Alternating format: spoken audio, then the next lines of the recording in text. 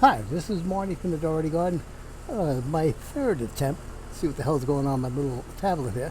It's freaking out of me, but we'll make this fast and furious. Try and keep it under 2 minutes.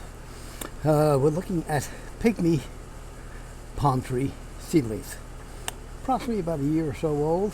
Got it from last year's Pygmy collection on the corner from development, because I had one growing several years back, but they got dwarfed out by the solitary palms because the sunlight didn't shine on them so well. So over time they just started growing less vibrant, so it was time to remove them from the landscape, and that's what we did. We removed them, and now I collect seeds on the corner, and there we go.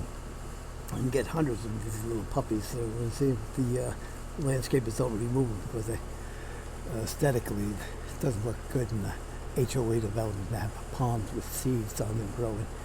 It doesn't look appealing in the brochure books like we have one. Oh, anyway, getting back to the Pygmy palm tree. These are a nice little palm that you have a landscape. It's relatively easy to maintain and keep and trim off all the brown little leaves. I think they grow to a height roughly about 14 feet, but that's going to take a considerable length of time for these little puppies to grow to 14 feet. So you do have your work ahead of you, and you can sit there and control them. You can put 2 or 3. You can actually grow them in a pot for a couple of years and put them on a backyard patio, and they look nice.